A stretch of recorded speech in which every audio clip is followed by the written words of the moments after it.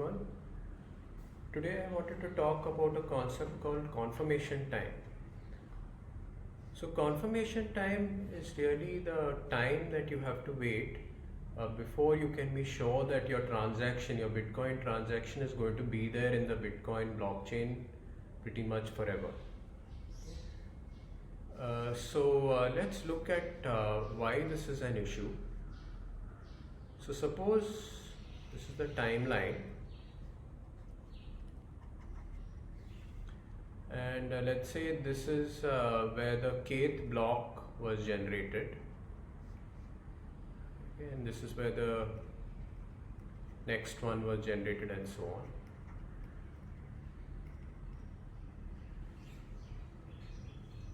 So essentially what this means is this is block BK and BK plus 1 and so on. This is the blockchain, and these are the time instants when these different blocks are created. Okay, so the interarrival time between blocks is random, because after all they are trying to solve a puzzle, right? And the puzzle might take a little bit of time, it may take a lot of time, but on average it takes about 10 minutes. That's what we had looked at in the previous lecture about thresholds.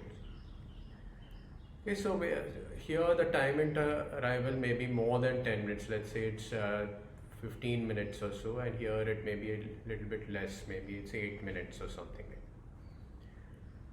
So let's say that somebody generated a transaction at this point.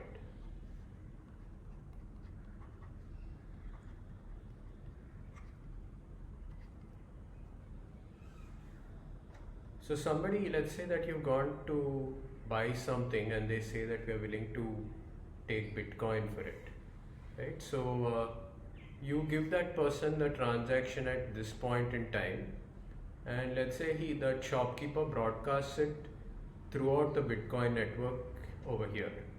Okay, so let's say that we neglect network delay for the time being, and let's say that instantly everybody, all the miners, get that particular transaction. Now, the transaction is not yet in the blockchain, so it may be in the transaction pool of various miners. So this is the transaction pool. These are the various transactions which haven't yet got into the blockchain. So each of the miners has taken a subset of these transactions and it's trying to create the next block. They may have chosen different transactions. So now, can the shopkeeper believe that he's got your money? Maybe you've gone to Big Bazaar, or maybe you've gone to some other shop, right? You paid in Bitcoin. Should he give you the goods in return for what you paid, or should he hold on? And if he should hold on, for how long? Okay. So let's say, suppose the miners follow an algorithm. So let's say, suppose, and they don't have to, because there's no rule about what sort of algorithm they should follow to create or to choose transactions from this. Suppose, let's say miners only include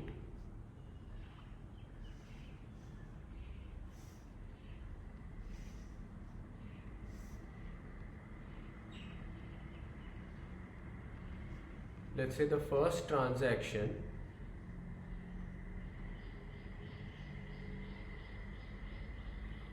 of let's say an attempted double spend in their block.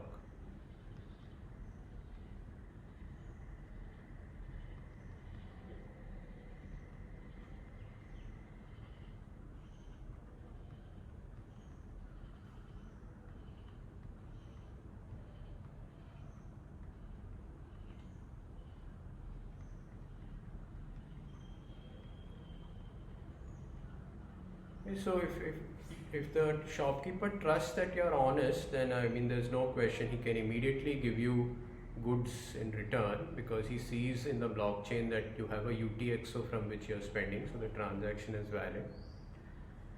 and he trusts that you're not going to do a double spend. But what if he doesn't trust you? You could do a double spend. So this is transaction 1, and he's worried that you could also broadcast a transaction 2 which takes from the same UTXO. Okay. And you could pay it to yourself, let's say, with your own different public key.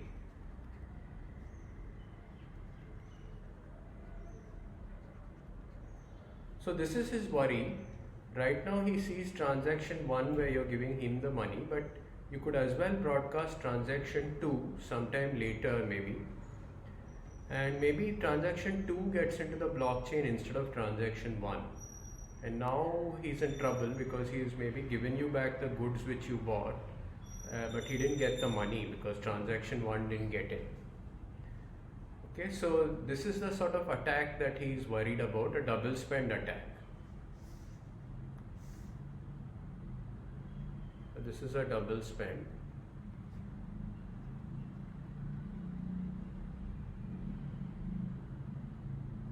Okay, so this is sort of a trivial sort of double spend attack where somebody sends true transactions, but of course Bitcoin is robust that finally only one transaction is going to get it. Okay? So it takes care of double spends, but the shopkeeper has to be worried. I mean, what if transaction 1 doesn't get in? Then he's going to be in trouble. Okay, so now let's see. So what can he do? I mean, how long does he have to wait? So can he, under what circumstances can he accept this transaction 1 at this instant?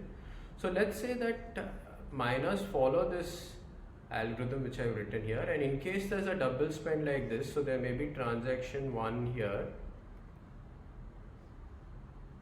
and there is transaction 2 somewhere in the mining pool. And suppose transaction 1 has come before transaction 2. So suppose all miners follow this algorithm and they say that because this is a double spend, we will only include this one in our block and we will reject this. Okay, so transaction 1 was broadcast to everybody, transaction 2 came later to, let's say, all miners, and so they said that we will only include the first one of this double spend.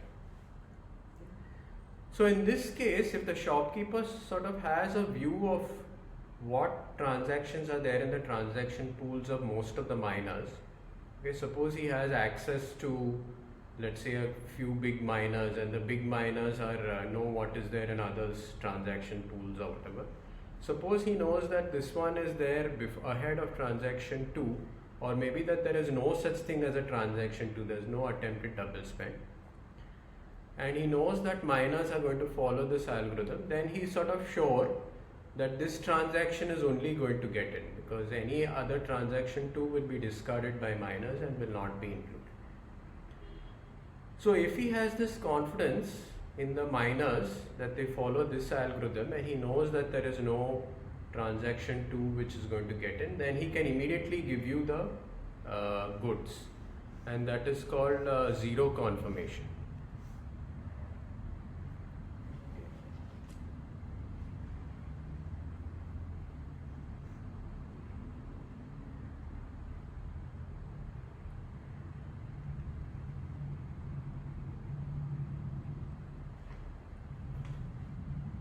And there were, at least for some time, some different people like BitPay. BitPay at one time would actually accept zero confirmations, meaning that even before the transaction is in the blockchain, they are confident that it will get in, and they give you some goods in return. Okay. So this is a bit dangerous to do, zero confirmation, because what if maybe the user himself is unscrupulous and sends out transaction 2, and what also if the miners don't follow this rule? Right? So we saw that different miners can use different algorithms, they don't have to follow this one. So if transaction 2 offers a higher transaction fee, they might actually choose transaction 2 over transaction 1, even though this transaction 1 came earlier. So that's totally possible. So zero confirmation is a little bit of a dangerous thing for a vendor to actually use. So the question is, how long should he wait? So I mean, it's a tricky thing. So suppose he waits and the transaction gets in here. Let's say that the transaction gets into this block, right? The next block. Is he confident that it will remain in the blockchain forever? So it's definitely much better than being a zero confirmation. So this is the single confirmation. So number of confirmations, maybe let's say, so zero confirmation is a time when transaction is broadcast.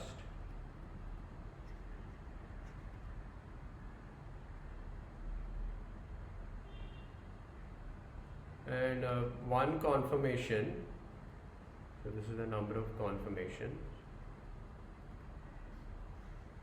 time at which transaction enters a block,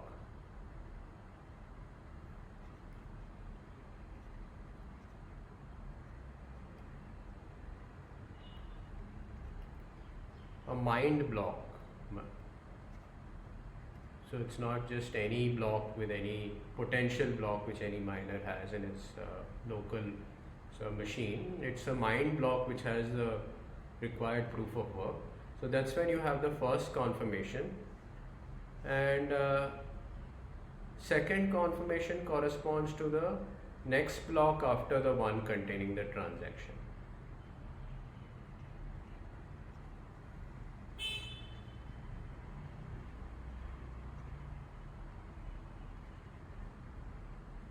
And so on, right? So the question is, how many confirmations should this miner wait for? Zero confirmation is possible, so provided you know who at least the big miners who generate most of the blocks, what sort of algorithm they follow for choosing transactions from the transaction pool.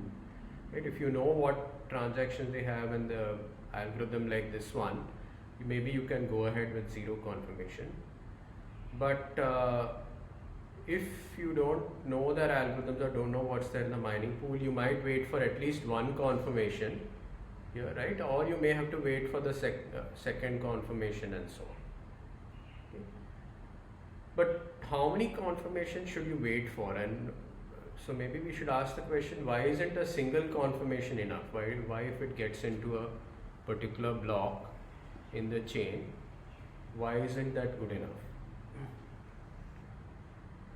So let's look at a double spend attack.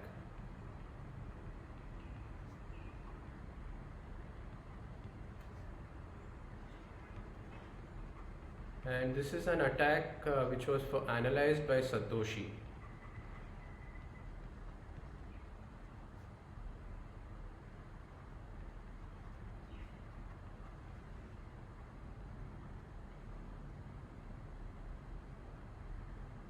So this you'll find in his white paper. So clearly he did a lot of thinking, which is quite remarkable. Not only did he come up with the basic ideas and refine them tremendously and came up with an implementation, but he also had some theoretical ideas whether it would work or not, and he did some analysis. Of course, nowadays researchers have gone much beyond this double spend attack. They look at more generalized sorts of attacks. But let's see what attack he was referring to.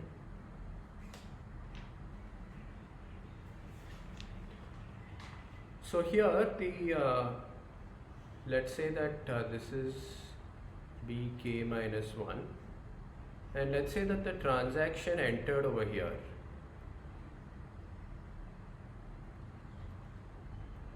Okay, so this slightly, okay, maybe let's even follow the convention we just used. So suppose bk plus 1 was where the transaction got in. Transaction 1.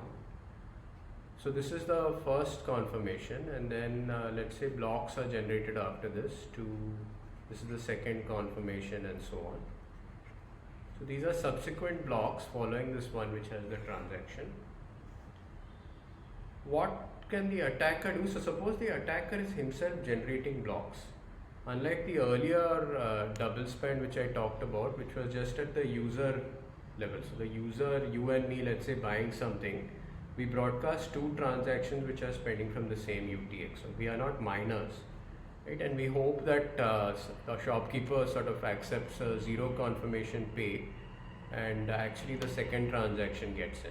Okay, so that would be our attack. But here in Satoshi's double spend attack, it's a bit different, where the attacker himself generates blocks. So the attacker, his strategy is going to be the following. So he is generating blocks on his own. So these are all blocks not known to everybody else.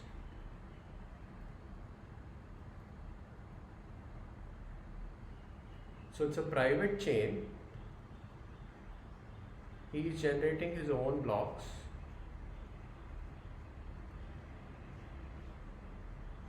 So this is B dash K plus 2 and so on. 3, 4.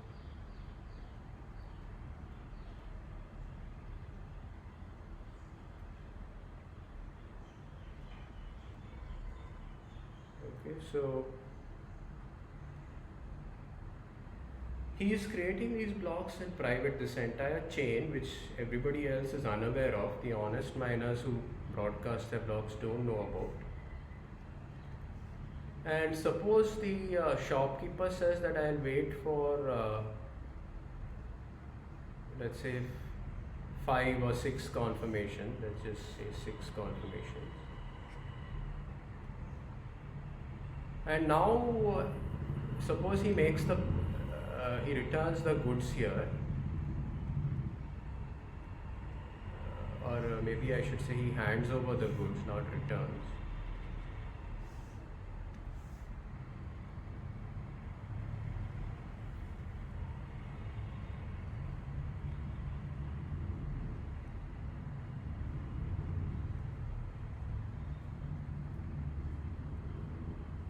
Okay, so the shopkeeper's sort of confident that a transaction is already 6 blocks deep in the chain. This is the longest chain he's aware of, and he gives you the goods in return. Okay? So now if you're the attacker and you've generated this sort of a chain, a long chain, now what you can do is you can release this chain after he has given you the goods. So you release this chain. Now this chain is longer than the main chain, and so it kills this entire part of the chain.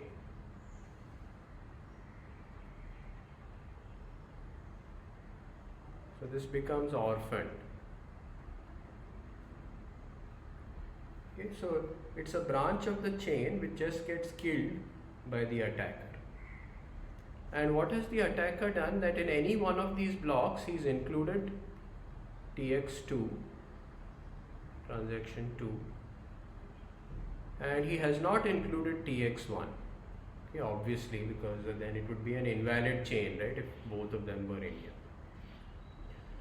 So what he succeeded is that he got the goods, but at the same time he killed the transaction. So in transaction 2 he has paid himself. It took from the UTXO and he just maybe paid himself on a different public key. Okay.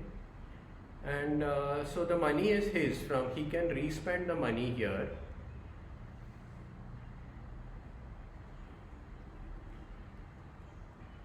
And the shopkeeper of course cannot spend it because this particular set of blocks have been discarded from the chain. Nobody else in the world accepts BK, this particular block BK plus 1, or will they never put TX transaction 1 in their chain because double spends are not allowed. Okay. So this is called a successful double spend attack, where somebody has spent the same money twice in real life. So he hasn't been able to spend it twice on the same Bitcoin blockchain because that is prevented by the Bitcoin rules. Okay, but But in real life, he has spent the money twice. He spent it in transaction 1, okay, to buy something, but he sort of took the money himself. He could have, I mean, he kept the money himself and he could spend it anytime later on here because he has the public key for the UTX of transaction 2. Okay. So this is the attack Satoshi had in mind and which he analyzed.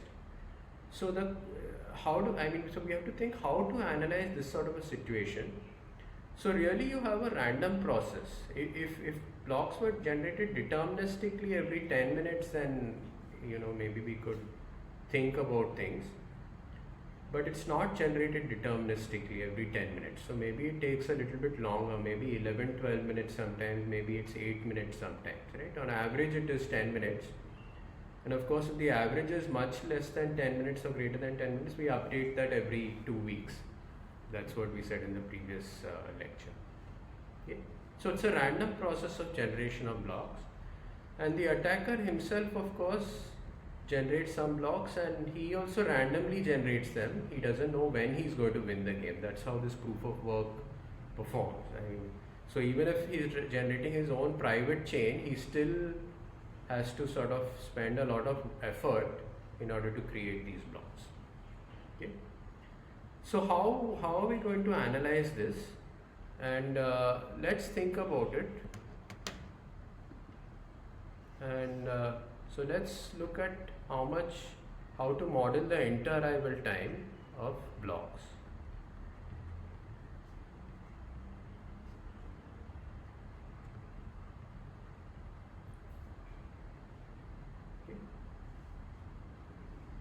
So let's think about it for a second. How are we going to analyze it? So let's say that we look at the timeline, and let's say that this is where a particular block was generated.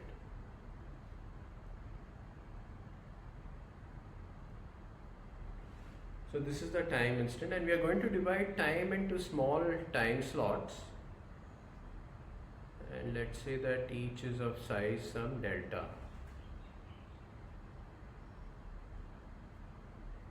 And we are going to reduce this delta to 0 later on in the analysis and do a limiting analysis. But let's say that these are small time intervals. And for the moment, let's assume that all the miners are honest. Okay, that all the hashing power is trying to generate another block. So this is a very small time instant and they are trying lots of hashes, right? And so there is some probability of actually creating a block in that particular time interval. Okay, so let us say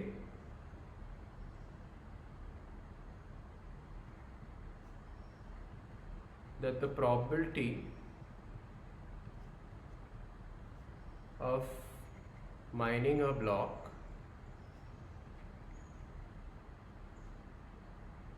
in a particular time interval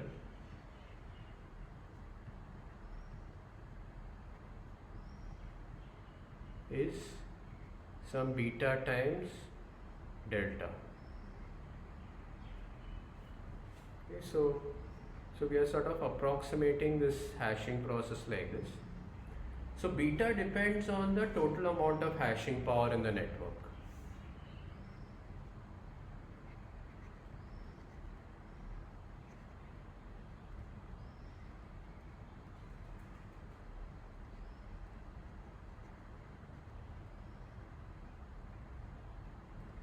So I mean by hashing power, I mean number of hashes per second that people do. And in practice, of course, this is massive. I mean, it's trillions and trillions of hashes which they do per second for Bitcoin. Yeah, and that's a good thing. The more hashing power there is in the network, the better. We'll see the network is more secure. Okay. So this beta is a parameter. It depends on the hashing power.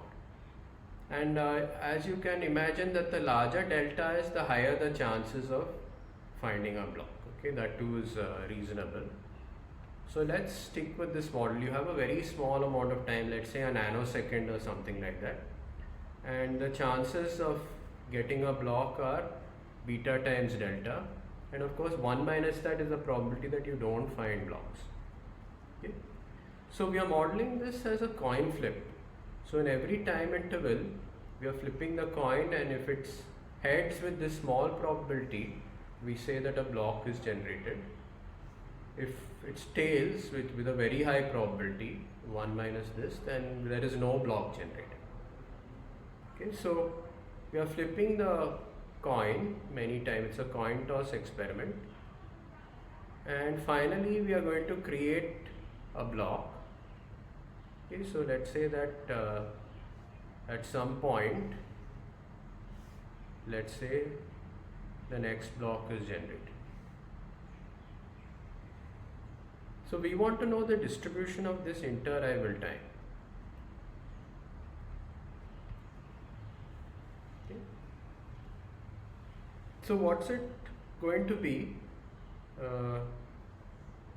So the probability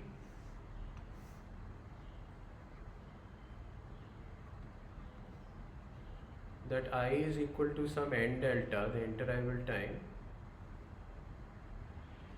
This is sort of standard high school math. So you have this many tails and then you get a head, right? N minus 1 tails and then you get a head, and that's when the inter-arrival time is equal to n delta. Okay. So this is a geometric distribution, and the probability that I is greater than n delta is just 1 minus beta delta to the power of n. Okay, so you have that many tails, that's the probability that you have to wait longer than n delta. Okay. So what does this converge to? And as you know, the exponential distribution converges to, sorry, the binomial, this geometric distribution converges to the exponential distribution. So just let me write that down here. So let's set n delta equal to x, and so probability that I is greater than x is equal to, I'm just replacing delta by x by n.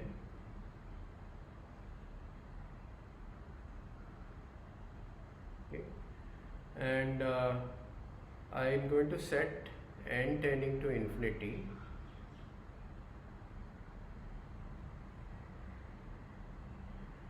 and that goes to the exponential distribution.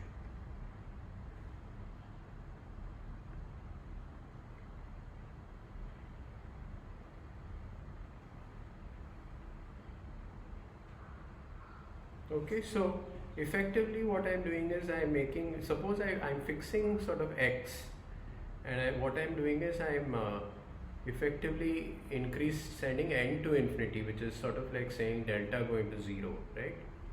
And what I get is an exponential distribution. Okay, so this is a reasonably good distribution, and people use it in practice, you know, for analysis of these sorts of proof of work networks. Okay, so let's just talk about the exponential distribution.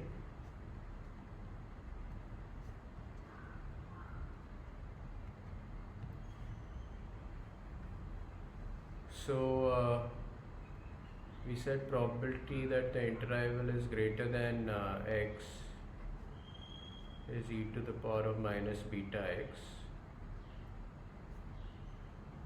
What about the expected time?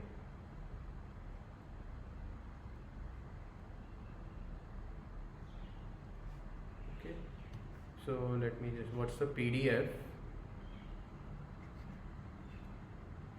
Let's say I is equal to x. That's beta times e to the power of minus beta x. So expectation of this random variable is going to be 1 over beta.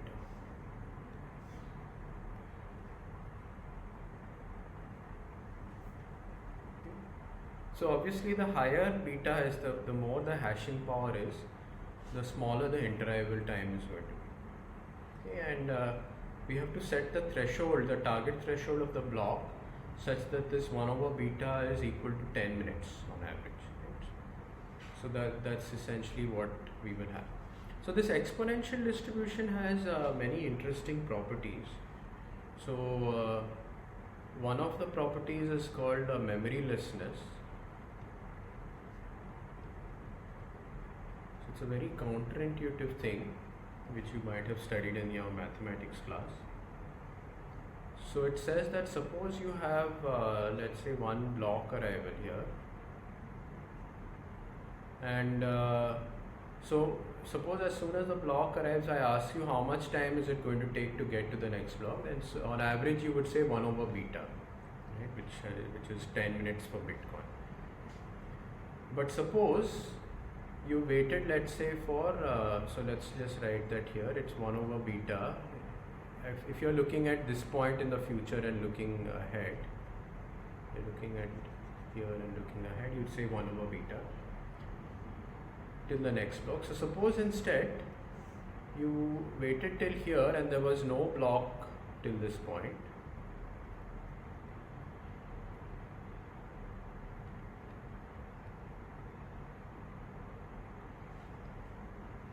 And now suppose I ask you, what is the probability that, how long do you have to wait to see the next block? What has happened in the past really doesn't matter, because it's like a coin flip experiment. What happens next depends on the next coin flip. It doesn't depend on the past. So really, even if you look at it from this point in time, if you look ahead in the future, the expected time for the next block is again 1 over beta. So it's saying that if I didn't see a Bitcoin block for 5 minutes, let's say, it doesn't mean that on average I'll have to wait another 5 minutes for the next block. Okay. So on average, if I haven't, always the time at any point in time, the time that you, if you at this point in time you say how much time do I have to wait in the future to see the next block, you will still have to wait 10 minutes on average. Okay. So it's a memoryless sort of property over here. Okay, and that's sort of very counterintuitive, but you can look at the probability and it all works out. Okay, so if you say what's conditioned on you haven't seen let's say a block for this much time and it's an exponential distribution, what is the distribution of the remaining time to the block, and that also turns out to be the same exponential distribution. Okay. So very interesting property, and of course in the Bitcoin scenario it has some impact, because suppose this was the block which was last created and I broadcast a transaction here. So let's just say as an example, let's say a transaction was created at that time and broadcast,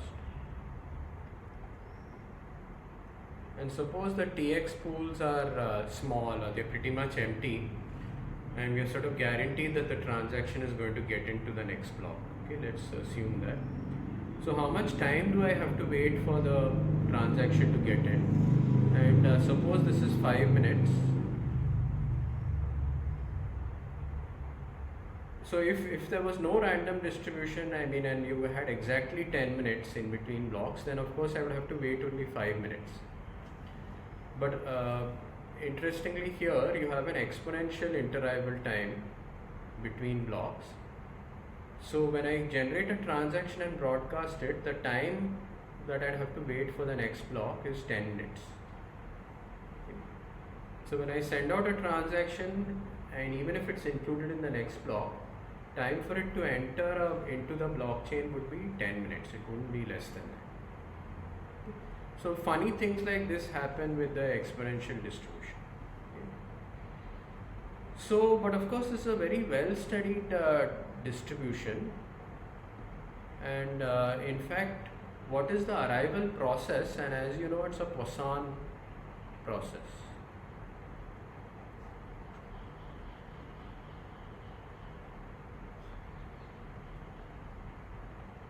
And lucky for Satoshi, like he seems to have had a lot of luck, Poisson arrivals have been studied for ages, right? With beautiful theory, beautiful textbooks, and in fact, Satoshi's paper talks about or refers to Feller's book. So Feller's book is a very classic, standard textbook on probability theory, and of course, one of the things it studies in detail is Poisson process. So a Poisson process has these characteristics. So you have the time over here, and you have these arrivals.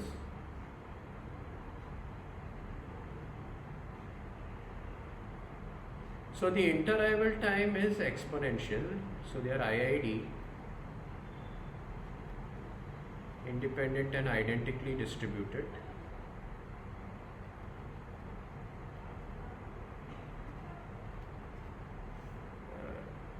And what is so Poisson about it? Well, if you take a particular time interval, let's say that I look at time interval t,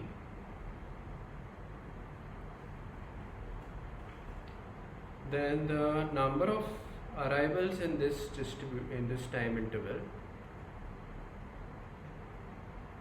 is Poisson. Let's just call it AT.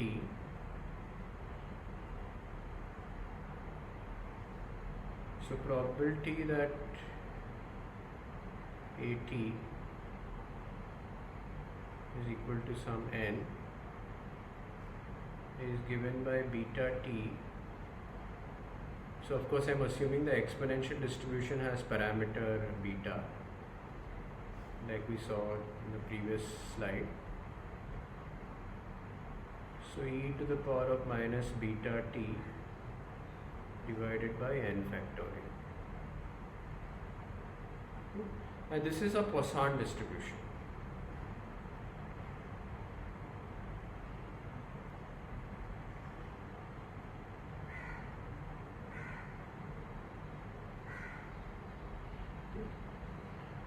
So effectively, if you ask me what is the number of blocks I would expect in a large, let's say any particular time interval, I will tell you that it's a Poisson distribution. So if you tell me, okay, how many blocks do you expect in 1 hour in Bitcoin? And of course, if 1 over beta is 10 minutes, the interval time is 10 minutes, I'll tell you on average it is 6 blocks. But the actual number of arrivals is given by a Poisson distribution. So it could be less than 6, it could be more than 6. Okay? And of course, the larger the time interval you look at, the closer the higher the probability that you get something close to the mean. Okay, so essentially our block arrival process is Poisson, which has an IID interarrival distribution, okay, with an IID exponential distribution. So for our case, suppose we include an attacker.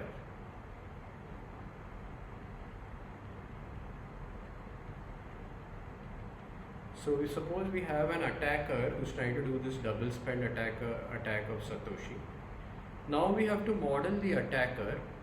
So let's say that P, the fraction of hashing power, which is controlled by the honest miners, is P.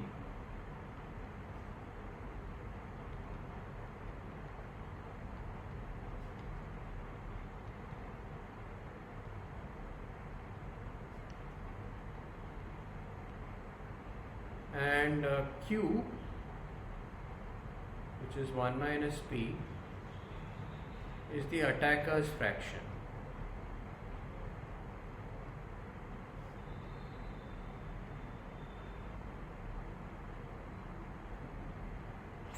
So this is what we are assuming that the attacker has. I mean, he has some percentage of the hashing power, and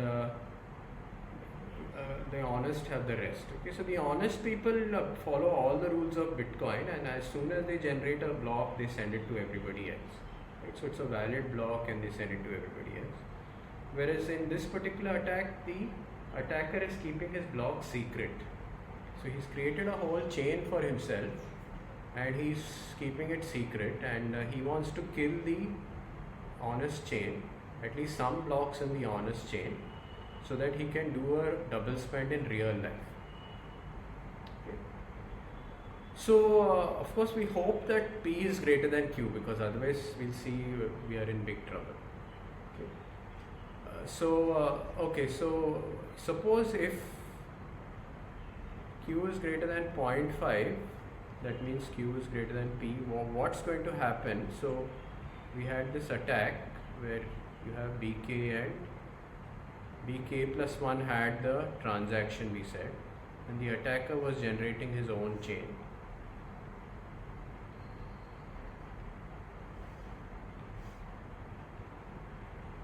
The problem with Q greater than P, that means Q greater than 0.5, is that the attacker can always on average generate a longer chain. Okay, so it doesn't matter how many confirmations you wait for. If attacker can just wait for a long enough amount of time, and he's pretty much guaranteed with very high probability to generate a longer chain. Okay, because his hashing power is more, he will be able to generate more of these blocks. Okay. So of course in this analysis we are assuming that the threshold is fixed, right, and we are ignoring that target threshold changing and so on. But essentially, even if you look at the chain length not in terms of number of blocks, but if you look at it in terms of the chain weight, which we had defined earlier, if the attacker has more hashing power, he's always going to generate a chain with a longer weight, right? So he can always kill any honest chain. Okay? He can orphan that chain. So this is called a 51% attack. It means that the attacker has more than 50% hashing power, and there is no known way to sort of stop an attacker if he has this much amount of hashing power. He'll always be able to do a double spend. Okay? So you might think, what happens if somebody has a 51% hashing power, or more than 50%, right? Maybe 60%, 70%. What will happen to the Bitcoin network? So suppose somebody launches this kind of an attack, let's say Donald Trump, right? He puts all the US government money into buying Bitcoin hashing hardware, right? ASICs and whatnot. And so he just keeps killing blocks at will, right? And doing double spends and whatnot, just to create trouble. So in practice, what will happen is that people will lose confidence in Bitcoin. They will see that if I make a Bitcoin transaction, I'm not sure if it's going to remain there for very long, right? So I'd rather not take my payment in Bitcoin. So people will lose interest in Bitcoin. Miners will also sort of give up hope, right? They will say, I'm not going to spend my money on mining on a chain which is going to get killed. So the whole of Bitcoin is going to collapse, right, with a 51% attack, unless we do something else. Right? Unless we can identify Donald Trump's blocks. But that may not be trivial to do, because there's no such thing as an identity of a person, right? Maybe you can identify Donald Trump's IP addresses, but there's a way of hiding your IP address too, right? You can use some sort of a tunneling process so that nobody knows your IP address, right? You can just arbitrarily send it through this IP address to that IP address and so on. Right? So very hard to stop a 51% attack, and it will kill Bitcoin.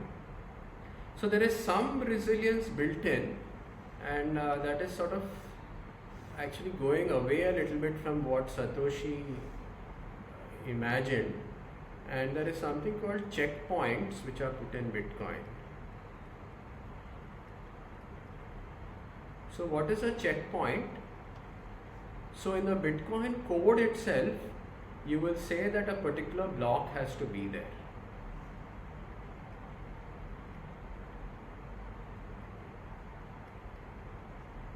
So block hashes of some blocks in the chain, in the valid chain. So this is going away from Satoshi's philosophy, where you just have the genesis block which is fixed, and everything else depends on longest chain, right? The heaviest chain in terms of hashing power is the recognized one. So suppose what the people who are creating the Bitcoin code say, okay, so they say that I'm going to insist that this particular block is going to be there in the chain. So I put the hash of this block in the code itself, and this is kept in the code.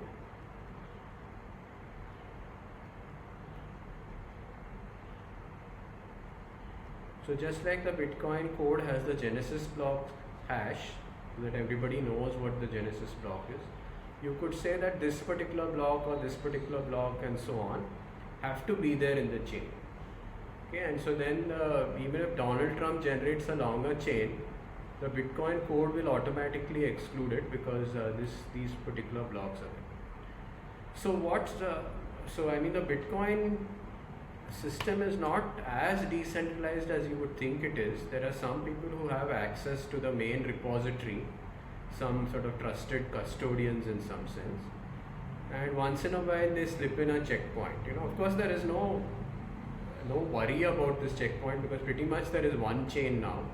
So let's say you put in, after the chain has gone, let's say 50 blocks beyond a particular some other block, they might put the hash of that block, which is deep enough in the chain, in the code, and they say that in addition to the Genesis block, this particular block has to be there.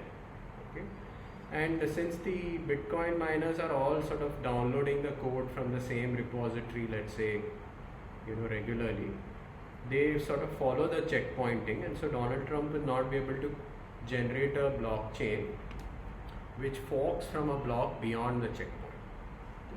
So there are some limitations to this checkpoint, and you have to trust these fellows who are updating the Bitcoin code and so on, and they can't put a checkpoint maybe which is not too deep. Suppose there is only one most recent block, that can't be put in as a checkpoint. You'd have to do this over a larger time period, okay, maybe of the order of days or so. Once in a while you put in a checkpoint. Okay, so it's sort of like a crude way of preventing some sort of a 51% attack. Okay, but still somebody can do a 51% attack on blocks which come after the latest checkpoint, and that could be enough to bring down the Bitcoin. So luckily for Bitcoin, people have invested so much of money on hashing power that it's very, very difficult for an ordinary person to do a 51% attack. He would have to spend maybe even billions of dollars in order to buy hardware to do this sort of an attack. Okay. But of course it's possible for a government, and till now no government seems to have actually launched an attack. Okay, they don't seem to want to spend this much amount of money. Okay, because say if the Indian government uses let's say 10,000 crores to bring down Bitcoin, the taxpayers will say, what are you doing with our money, wasting it, do something useful, there's COVID crisis or whatever, right? Use the money better. So democracies would find it hard to do this sort of an attack. Maybe the Chinese government might be able to do some sort of an attack like this, but even they would be questioned, people would say, why are you throwing away so much of our money? So Bitcoin is somewhat secure, but of course newer blockchains which are just coming into the picture could face 51% attacks. So people had in the old days tried to clone Bitcoin. They would do exactly the same protocol. They would copy the Bitcoin code, maybe put a different Genesis block, and they would try to run their own parallel Bitcoin. So the Bitcoin miners would get furious, because then that blockchain is competing with Bitcoin. So they would launch 51% attacks on those chains, right? And that sort of kept Bitcoin as the big leader, right? So nobody could generate an exact chain like Bitcoin. They would have to change the hashing protocol maybe a little bit, right? And not use SHA-256, use some other hash, so that it would be hard for the Bitcoin miners to use their own ASICs to launch an attack. Okay, so we are looking at cases where Q is less than P, and this of course is reasonable, and maybe somebody might have 5% or 10% of the hashing power, right? Even if that costs a lot of money. and what sort of an, can he launch a double spend attack? That's what Satoshi was interested in. So let's look at the situation where Q is less than P, and let's say that this is a situation where let's say that this is some particular block, and let's say that the honest people are trying to mine on this block, and the attacker is trying to generate his own block on this. So now suppose we want to find out who is going to generate the block earlier.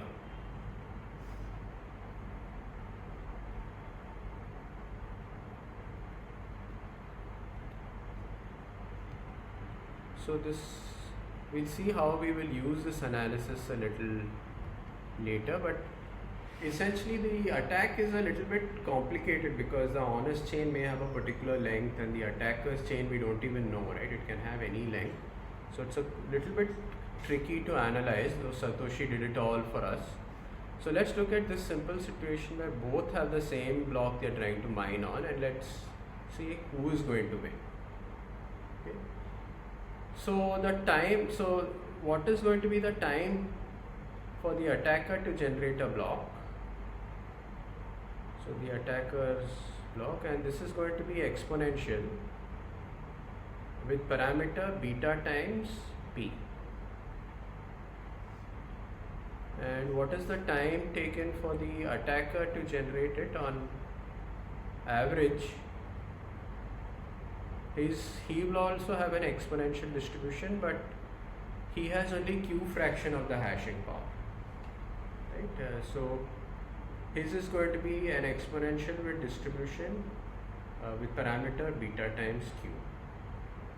Okay, so the expected time is what's it going to be? Average time is 1 over beta P, right? And here the average time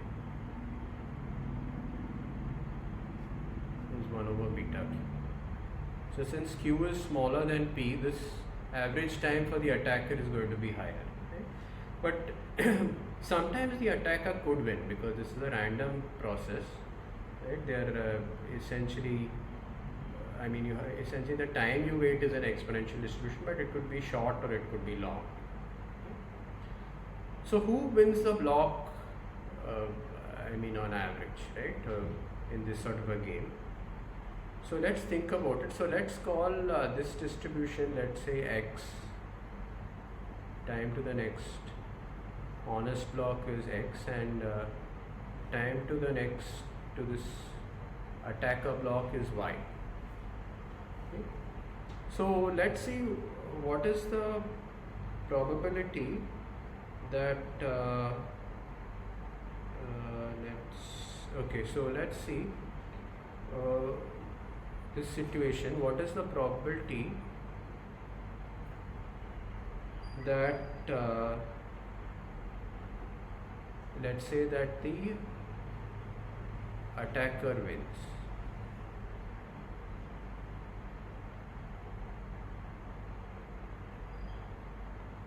Or attacker, let's say, creates the block earlier.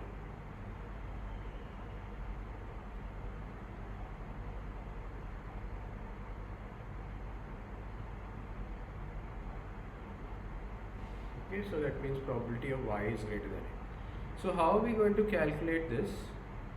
So let's say that x takes a particular value. So this is going to be the probability that let's say that